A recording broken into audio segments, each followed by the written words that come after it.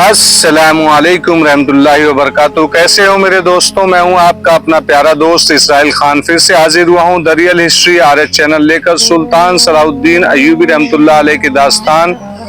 ये दास्तान आपको अच्छी लगती होगी, आपका अपना चैनल है, इसे लाइक, सब्सक्राइब, कमेंट, शेयर जरूर करिएगा मेरे दोस्तों। आज के किरदार में है मार्कोनी और उसके दो साथी, और नए जो बूढ़े हैं वहां पर जंगलों में रहने वाले, उनके बारे में बताऊंगा। और इंशाल्लाह आपको ये दास्तान बहुत अच्छी लगेगी। और आने वाले दौर में बहुत सी दास्तानें हैं जो मैं आपको सुनाऊंगा। उसके दोनों साथियों पर पहले ही खौफ तारी था। दीवार पर 3-4 कदम आगे गए तो हवा की तुंदी ने उनके पांव उखाड़ दिए, उनके जिस्म डोलने लगे। मार्कोनी उनकी हौसला अफजाई कर रहा था और आहिस्ता आहिस्ता आगे बढ़ रहा था। वो वसत में पहुंच गए और वहां मार्कोनी ने देखा कि दीवार टूटी हुई है और जरा नीचे चली गई है। वहां चौड़ाई इतनी कम थी कि खड़े होकर चला नहीं जा सकता था। मार्कोनी बैठ गया और घोड़े की सवारी की पोजीशन में टांगे इधर उधर करके आगे को सरकने लगा। दीवार की चौड़ाई कम और गोल होती जा रही थी। मार्कोनी नीचे को सरक गया, उसके पीछे उसका एक साथी भी आगे चला गया। अचानक तीसरे साथी की बेहद घबराई हुई आवाज सुनाई दी, मार्कोनी मुझे पकड़ना। मगर उस तक कोई न पहुंच सका। वो एक तरफ लुढ़क गया था। कोई सहारा न होने की वजह से वो गिर पड़ा। उसकी चीखें सुनाई देती रही जो दूर ही दूर होती गई। फिर धमक की आवाज आई, चीखें बंद हो गई। अंजाम जाहिर था। मार्कोनी ने नीचे देखा, कुछ भी नजर नहीं आता था। गिरकर मरने वाले की चीखों की गूंज अभी तक उस वहशतनाक वीराने में भटक रही थी। दूसरे साथी ने कहा, मुझे अपने साथ रखो मार्कोनी। उसकी आवाज कांप रही थी, मैं ऐसी मौत नहीं मरना चाहता।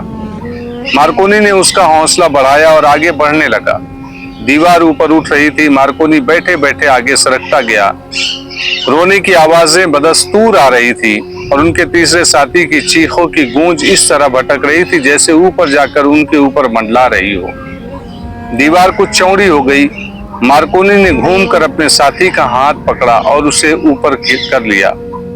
आगे वो जरा इत्मीनान से चल सकते थे, लेकिन हवा के झोंके इतने तेज थे कि उनके लिए तवाज़ुन कायम रखना जरा मुश्किल था, यानी बैलेंसिंग। वो आहिस्ता आहिस्ता बढ़ते गए और दीवार खत्म हो गई। आगे जमीन और पहाड़ियां कुछ सख्त थी। दो चट्टानों के दरमियान तंग सा रास्ता था, वो उसमें दाखिल हो गए। मार्कोनी के साथी ने उससे पूछा, ज़ेफर मर चुका होगा, उसे बचाया देखा नहीं जा सकता। मार्कोनी ने उसकी तरफ देखा, आह भरी और नफी में सिर हिला दिया। उसकी आंखों में आंसू आ गए। उसने कुछ कहे बगैर अपने साथी के कंधे पर तपकी दी और आगे चल पड़ा। ये भी एक गली सी थी जो फराख होती जा रही थी, यानी चौड़े होती जा रही थी। मार्कोनी ने अपने साथी से कहा, हम खुशकिस्मत हैं कि हम जहाँ जाते हैं वहाँ एक ही रास्ता मिलता है। एक से ज्यादा रास्ते हो तो भटक जाने का खतरा होता है। ये गली खत्म हो गई। आगे जगह कशादा होते होते बहुत ही खुल गई और जमीन ऊपर को उठती गई। हवा अभी तक तेज थी। मार्कोनी को बिल्कुल अंदाजा नहीं था कि वो इस हैबतनाक इलाके में कितनी दूर अंदर पहुंच गया है। उसे सिर्फ ये एहसास रह गया था कि दुनिया से उसका रिश्ता मुनक़ता हो चुका है। वो सलेब के नाम पर दीवाना हुआ जा रहा था। फिरऔन का मदफन तलाश करने का मकसद उसके सामने यही था कि उससे निकले हुए खजाने से मुसलमानों को खरीद कर उन्हें सल्तनत इस्लामिया के खिलाफ इस्तेमाल किया जाएगा और दुनिया में सलेब की हुक्मरानी होगी। वो अपने डरे हुए साथी के साथ आगे बढ़ता गया। हवा उसी तरफ से आ रही थी। पहाड़ों की चोटियां दाएं और बाएं को हट गई थी और सामने आसमान नजर आ रहा था। मार्कोनी चढ़ाई चढ़ रहा था। वो रुक गया और हवा को सूंघ कर बोला, तुम भी सूंघो। हवा में जो बू है वो सेहरा की नहीं। उसके साथी ने कहा, तुम्हारा दिमाग जवाब दे रहा है। सेहरा में सेहरा की बू नहीं है तो और किसकी है? तुम इतालवी हो शायद तुम्हें अपने घर की बू आ रही है। मार्कोनी के चेहरे पर कुछ और तासुर था। वो हवा को सूंघ रहा था। उसने अपने साथी से कहा, तुम शायद ठीक कहते हो, मेरे दिमाग पर सेहरा की सऊबत का असर हो गया है। यहाँ पानी नहीं हो सकता। मैं शायद ख्यालों में खजूरों, सब्जे और पानी की बू सूंघ रहा हूँ। मैं इस बू से अच्छी तरह वाकिफ हूँ। یہ میرا تجربہ ہے، مگر میرے سونگنے کی جس مجھے دھوکہ دے رہی ہے۔ اس جہنم میں پانی کی بوند بھی نہیں ہو سکتی۔ مارکونی اس کے ساتھی نے اس کا بازو پکڑ کر اسے روک لیا اور کہا، میں بھی ایک بو سونگ رہا ہوں، موت کی بو۔ مجھے موت اپنی طرف بڑھتی ہوئی محسوس ہو رہی ہے۔ آؤ دوست، ادھر سے آئیں اور ادھر لوٹ چلیں، جہاں سے آئے ہیں چلو واپس چلے چلیں۔ اگر تم سمجھتے ہو کہ میں بزدل ہوں تو مجھے میدان جنگ میں بھیج دو، 100 مسلمانوں کو کاٹنے سے پہلے نہیں مروں گا۔ مارکونی زیادہ باتیں کرنے والا آدمی نہیں تھا۔ اس نے اپنے ساتھی کے کندھے پر ہاتھ رکھا اور مسکرا کر کہا، ہم 100 نہیں 1000 مسلمانوں کو کاٹیں گے اور مریں گے نہیں، میرے ساتھ آؤ۔ وہ ساتھی کو لے کر چڑھائی چڑھنے لگا۔ چڑھائی زیادہ اونچی نہیں تھی، زمین آہستہ آہستہ اوپر اٹھ رہی تھی، سورج آگے نکل گیا تھا، سائے لمبے ہوتے جا رہے تھے۔ ان دونوں کو تھکن نے چور کر دیا تھا۔ وہ آگے کو جھکے ہوئے بڑھتے گئے اور اوپر اٹھتی ہوئی انتہائی بلندی تک پہنچ گئے۔ ریت نے ان کی آنکھیں بھر دی تھی۔ مارکونی نے آنکھیں مل کر دیکھا، آگے ڈھلان تھی اور چھوٹی چھوٹی ٹیکریاں۔ وہ ایک ٹیکری پر چڑھ گیا۔ اس نے اپنے ساتھی کو آواز دی اور بیٹھ گیا۔ اس نے کہا، تم اگر ریگستان سے اچھی طرح واقف ہو تو تمہیں معلوم ہوگا کہ سراب نظر آیا کرتے ہیں۔ سامنے دیکھو اور بتاؤ کہ یہ سراب تو نہیں، یعنی پانی، لہر کی طرح۔ اس کے ساتھی نے دیکھا، آنکھیں بند کی، کھولی اور غور سے دیکھا۔ اس نے کہا، یہ سراب نہیں ہو سکتا۔ وہ واقعی سراب نہیں تھا۔ انہیں کھجوروں کے کئی ایک درختوں کی چوٹیاں نظر آ رہی تھی، پتے ہرے تھے، درخت نشیبی جگہ میں معلوم ہوتے تھے اور کچھ دور بھی تھے۔ مارکونی ٹیکری سے آگے چلا گیا۔ وہ اب دوڑ رہا تھا، اس کا ساتھی اس کے پیچھے پیچھے جا رہا تھا۔ وہاں عجیب و غریب شکلوں کی ٹیکریاں تھی، بعض ایسی جیسے کوئی انسان گھٹنوں میں سر دے کر بیٹھا ہو، کچھ بڑی تھی کچھ چھوٹی۔ مارکونی ان میں سے راستہ تلاش کرتا دوڑتا جا رہا تھا۔ سورج پہاڑیوں کی چوٹیوں کے قریب چلا گیا۔ مارکونی کی سانس پھولنے لگی۔ اس کے ساتھی قدم گھسیٹتا جا رہا تھا۔ مارکونی اچانک رک گیا اور آہستہ آہستہ یوں پیچھے ہٹنے لگا جیسے اس نے کوئی ڈراؤنی چیز دیکھ لی ہو۔ اس کا ساتھی اس سے جا ملا اور حیرت سے اسے دیکھنے لگا۔ ان دونوں کو اپنی آنکھوں پر یقین نہیں آ رہا تھا۔ انہیں ایک نصیب نظر آ رہا تھا۔ یہ کم و بیش 1 میل وسیع اور عریض تھا۔ اس کے ارد گرد مٹی اور ریت کی اونچی اونچی قدرتی دیواریں تھیں۔ گہرائی کا یہ علاقہ سرسبز تھا، کچھ اونچا نیچا بھی تھا۔ وہاں کھجوروں کے بہت سے درخت تھے، صاف ظاہر تھا کہ وہاں پانی کی بہتات ہے۔ ایسے جہنم میں ایسا سرسبز گوشہ فریب نگاہ نہیں تھا۔ اسی خطے کی بو تھی جو مارکونی نے سونگھی تھی۔ مارکونی کو اس جگہ سے کچھ آگے ایسی پہاڑیاں نظر آ رہی تھی جو ریت اور مٹی کی نہیں بلکہ پتھروں اور پتریلی سیلوں کی تھی۔ ان کا رنگ سیاہی مائل تھا۔ اس جہنمی خطے کے باہر سے یہ پہاڑیاں نظر نہیں آتی تھی اور اس سے سرسبز جگہ کا تو کوئی تصور بھی نہیں کر سکتا تھا۔ مارکونی نے تیزی سے بیٹھ کر اپنے ساتھی کو بھی بازو سے پکڑ کر بٹھا دیا۔ انہیں ایک اور عجیب چیز نظر آ گئی تھی۔ یہ 2 انسان تھے جو نصیب میں اس طرح آ رہے تھے۔ وہ سر سے پاؤں تک ننگے تھے، ان کے رنگ گندمی بادامی اور ان کے چہرے اچھے خاصے تھے۔ کہیں سے ایک عورت نکلی، وہ کسی اور طرف جا رہی تھی، وہ بھی سر سے پاؤں تک ننگی تھی۔ اس کے بال بکھرے ہوئے اور کمر تک لمبے تھے۔ شکل و صورت سے لوگ حبشی اور جنگلی نہیں لگتے تھے۔ یہ بدروحیں ہیں، مارکونی کے ساتھی نے کہا۔ یہ انسان نہیں ہو سکتے مارکونی، سورج غروب ہونے والا ہے، اٹھو پیچھے کو بھاگ چلیں، رات کو یہ ہمیں زندہ نہیں چھوڑیں گے۔ مارکونی انہیں بدروحیں سمجھتے ہوئے بھی کہہ رہا تھا کہ یہ انسان ہو سکتے ہیں۔ وہ یقین کرنا چاہتا تھا کہ یہ کون لوگ ہیں۔ وہ ہوا میں اڑ نہیں رہے تھے، زمین پر چل رہے تھے۔ دور انہیں 3 بچے ایک دوسرے کے پیچھے بھاگتے دوڑتے نظر آئے۔ ان سب کی حرکتیں ایسی تھی جن سے یقین ہوتا تھا کہ یہ انسان ہیں۔ مارکونی پیٹ کے بل سرکنا آگے چلا گیا۔ سرکتے سرکتے دھیرے دھیرے وہ آگے کو چلتا رہا۔ اس کا ساتھی بھی اس کے پہلو میں جا لیٹا۔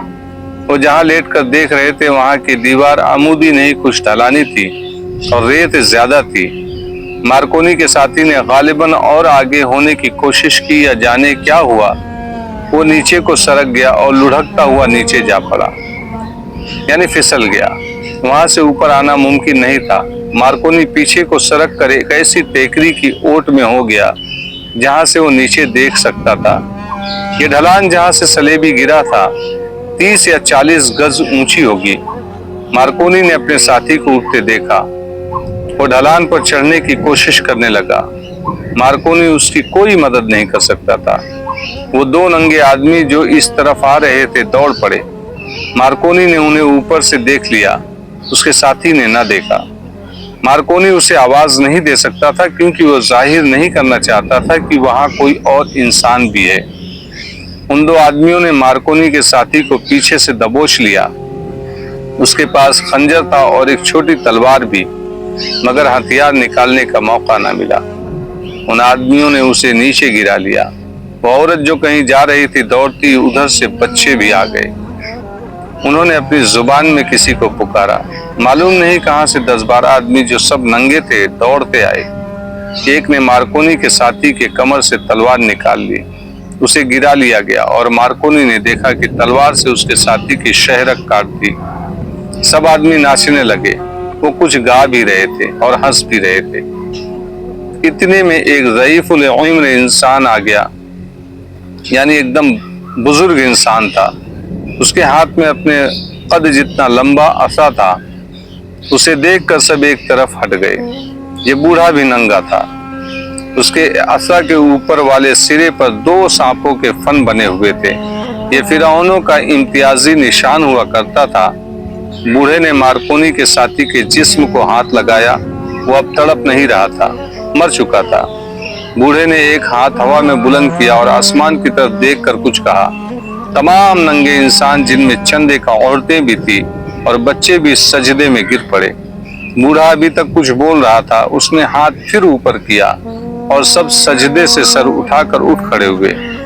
बूढ़े को ढलान की तरफ इशारा करके बताया जा रहा था कि यह आदमी उधर से नीचे आया है।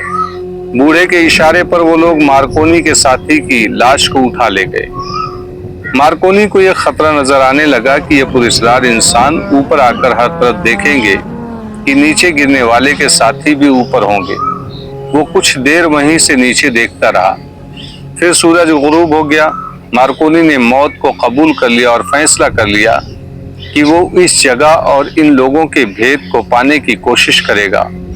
उसने एक हाथ में खंजर और दूसरे हाथ में छोटी तलवार ले ली और इधर उधर देखता एक और सिमत चल पड़ा। शाम अंधेरी होती जा रही थी। वो ऊपर ही ऊपर से उस तरफ जा रहा था जिस तरफ वो उसके साथी को ले गए थे। वहां कोई आहट और कोई आवाज नहीं थी। डरावना सा सिकवत था। वो दाएं बाएं और पीछे देखता आगे ही आगे चलता गया। वो नशीब की गोलाई के साथ साथ जा रहा था। उसे धीमी धीमी आवाजें सुनाई देने लगी। जब ये आवाजें बुलंद हुई तो ये नाचने और गाने का तरन्नुम और हंगामा था। वो उन आवाजों के सिमत गया तो उसे एक और मंजर नजर आया। बाएं तरफ एक और वसी नशीबी जगह थी। कई मशालें जल रही थी। वहां भी सब्जा था जहां कमोबेश 25 मर्द, औरतें और बच्चे आहिस्ता आहिस्ता नाच और गा रहे थे। उनके दरमियान बहुत सी आग जल रही थी। उसके जरा ऊपर एक इंसानी लाश सर और पांव से बांधकर जमीन के सतवाजे लटकाई हुई थी। उसे घुमाया जा रहा था। ये मार्कोनी का साथी था जिसे भूना जा रहा था। मार्कोनी यह हौलनाक मंजर देखता रहा और उसने ये मंजर भी देखा कि बूढ़े ने उसके साथी के जिस्म से गोश्त काटकर सब में तकसीम करना शुरू कर दिया। मार्कोनी के दिल पर ऐसा गहरा असर हुआ कि वहां से उधर को वापस चल पड़ा जिधर से आया था। उसे रास्ता याद था। वो चौकन्ना होकर चला जा रहा था। वो उस दीवार पर पहुंचा जो तस्वुरों से ज्यादा गहरी नसीब में खड़ी थी। यहीं उसका एक साथी गिरा था।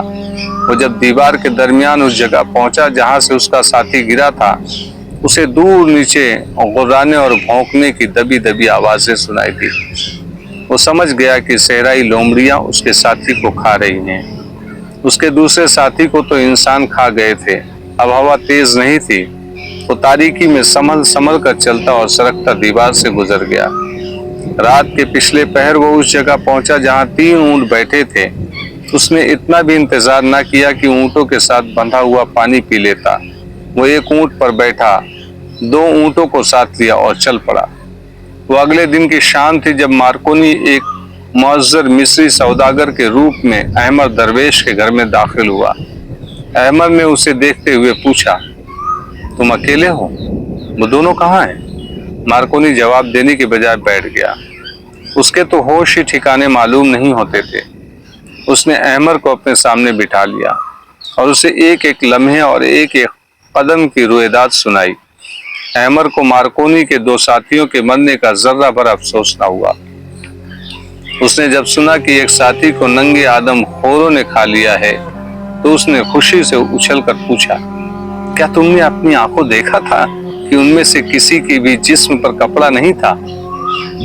بوڑھے کے عصا پر 2 سانپوں کے فن تم نے دیکھے تھے؟ تم نے اچھی طرح دیکھا تھا کہ ان لوگوں نے ہمارے آدمی کا گوشت کھا لیا تھا؟ مارکونی نے جھجھا کر کہا، میں خواب کی باتیں نہیں سنا رہا، مجھ پر جو بیتی ہے میں وہ سنا رہا ہوں۔ میں نے یہ اپنی آنکھوں دیکھا ہے جو سنا رہا ہوں۔ فرعون بھی یہی سنا رہے ہیں جو تم نے سنایا ہے۔ احمد درویش نے اٹھ کر مارکونی کے کندھوں پر ہاتھ رکھا اور اسے مسرت کی شدت سے جھنجھوڑتے ہوئے کہا، تم نے بھید پا لیا ہے۔ مارکونی، یہی ہے وہ لوگ جن کی مجھے تلاش تھی۔ یہ قبیلہ 16 صدیوں سے وہاں آباد ہے۔ یہ لوگ سوچ بھی نہیں سکتے تھے کہ زمانہ انہیں انسان کا گوشت کھانے پر مجبور کر دے گا۔ تم یہ تحریریں نہیں پڑھ سکتے، میں نے پڑھ لی ہے۔ لکھا ہے کہ خزانوں کی حفاظت سانپ کیا کرتے ہیں، لیکن میرے مدفن کی حفاظت انسان کریں گے جو صدیوں بعد سانپ اور درندے بن جائیں گے۔ میرے مدفن کی حدود میں کوئی انسان داخل ہوگا، اسے میرے محافظ کھا جایا کریں گے۔ وقت اور زمانہ انہیں ننگا کر دے گا، لیکن میں نے جہاں اپنا دوسری دنیا کا گھر بنایا ہے وہ جگہ ان کی ستر پوشی کرے گی۔ باہر کا کوئی مرد ان کی عورت پر نظر نہیں ڈال سکے گا، جو نظر ڈالے گا وہ وہاں سے زندہ نہیں جا سکے گا۔ میں زندہ واپس آ گیا ہوں، مارکونی نے کہا۔ احمد نے کہا، اس لیے کہ تم نیچے نہیں گئے۔ تم نے جن سیاہ رنگ کے پتھریلے پہاڑوں کا ذکر کیا ہے، وہ پہاڑ اپنے دامن میں کہیں ریمنس کے حنوط کی ہوئی لاش اور خزانے چھپائے ہوئے ہیں، اور یہ ننگے لوگ ان کے آباء و اجداد ریمنس کے وقت سے وہاں پہرا دے رہے ہیں۔ وہ مرتے رہے، ان کی نسل آگے بڑھتی رہی اور 15-16 صدیاں